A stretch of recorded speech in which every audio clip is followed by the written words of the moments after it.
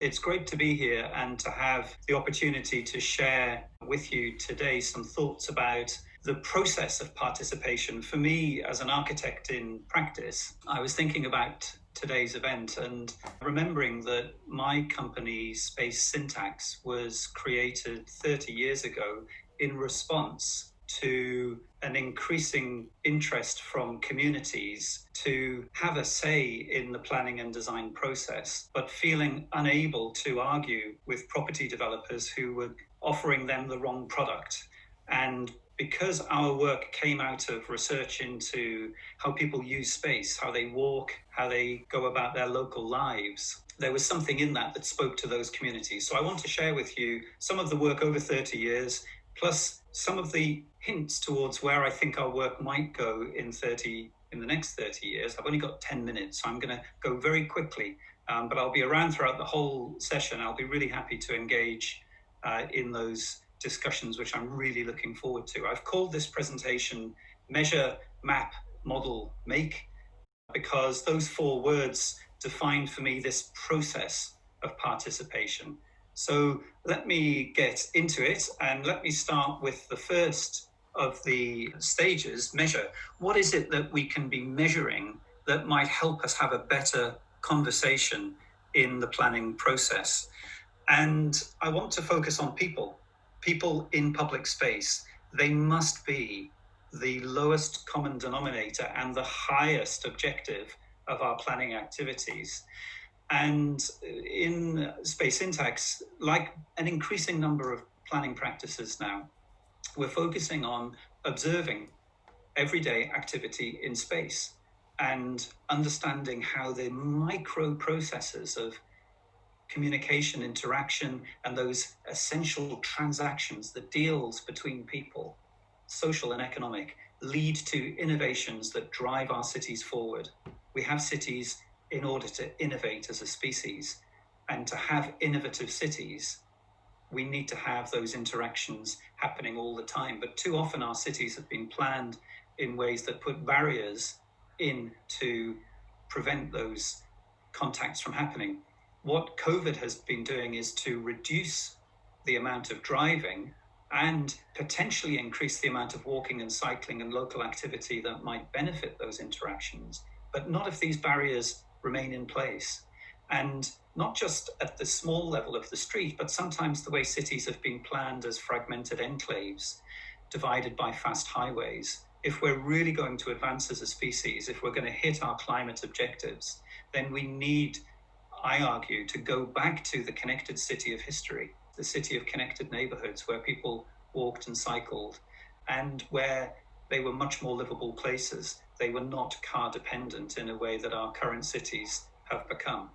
What does this mean? Well, in practice, mapping these observations has been incredibly helpful. When I go back to the way we approached the redesign of Trafalgar Square with Norman Foster and his practice in the 1990s, we knew the square was empty most of the time by looking very carefully.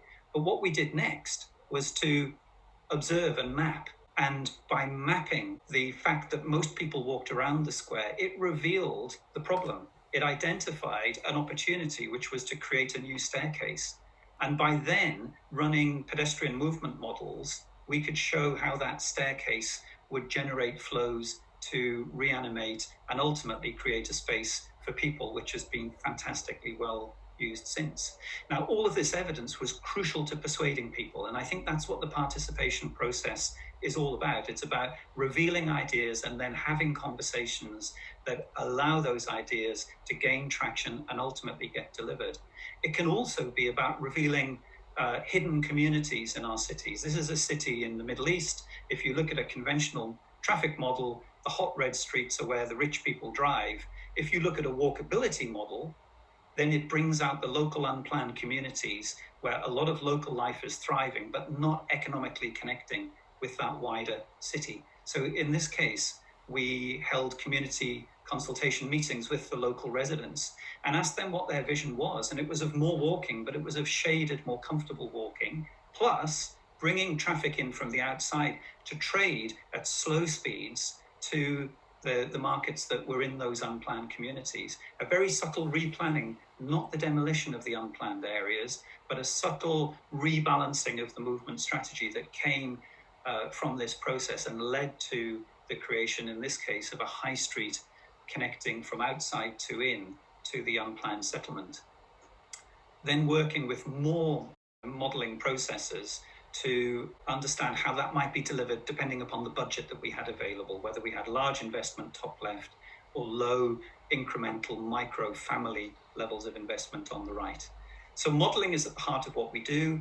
Although modelling may involve high levels of skill and computational power, and I think that is potentially a barrier, what we're working on at Space Syntax is to make as much of this available to the cloud, which is the case study that I'll come on to in a moment to finish with.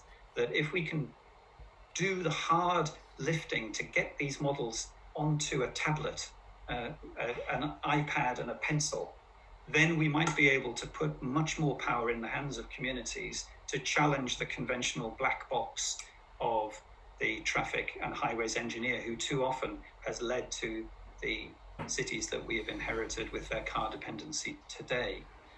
We're also, though, modelling the land value impacts of good, connected, walkable, cyclable development, and the learning that the land value benefits of doing so are huge.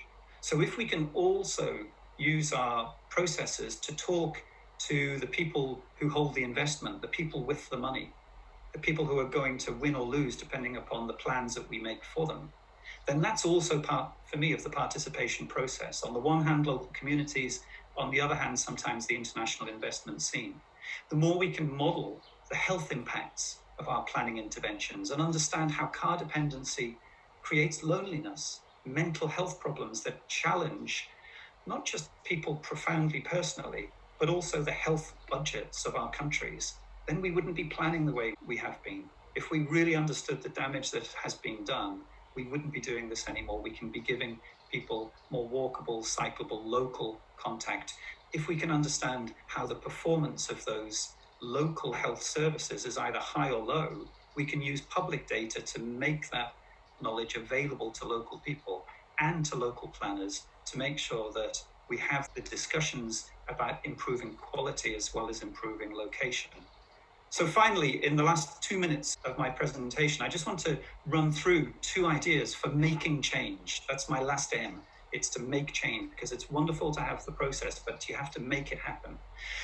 A little note that computing technology, again, may be a barrier if you don't have access to computation. But on the left, the tape measure has become incredibly helpful in recent days and reminds me that technology can sometimes be simple. The technology of the tape measure to measure the footway, do we have the width to allow people to walk? The technology of a sheet of paper with red dots stuck on it at a community consultation event is what you're looking at here. This hasn't come from a GIS. This has come from hundreds of members of the community saying where they feel unsafe, but very powerful when you map it in this way to then take to decision makers, because this is the town I live in. This is a process we've been through. We've persuaded the local governance of the town to reduce the speed limit to 20 miles an hour, which will have a major impact on the health of people, the safety of the place. And that is being rolled out in response to the coronavirus as we speak. And as we've done this, members of the community have come forward and said to an idea about a pedestrian crossing, here's our visualization of it. People we didn't know who had graphic skills have come forward with their ideas. Lastly, what happens when we put technology in the hands of communities and we no longer have planners because the artificial intelligence is doing it for us? This may be scary and I realize provocative to an international planning discussion, but what if we're not there because the communities don't have access to planners? They don't have the infrastructure of planning. We're too expensive to go there. Recently in Kazakhstan, we've been investigating how we can use artificial intelligence to make algorithms that automate the planning process, identify the flood risk, identify the high quality soil, identify the problem acoustically from the airport and the motorway, put together a set of parameters for planning the growth of the city of Astana, and then using artificial intelligence to grow the street network, following the good connected principles that all of our research has taught us. using algorithms to optimize that street grid until we have a primary network, using algorithms to identify the secondary network and the tertiary network, the building plots, the densities, the mixes of uses, right down to the ownerships that could then all be automated. So that we as planners, if we can't reach these places, there can still be processes of planning without our professional intervention. We can create typologies of building types in order to then set pathways to connect the new to the old and make sure that the city thrives. And for me, this is a vision of the next 30 years, because the urbanization across the planet will need more effort than we collectively as an international planning network can provide.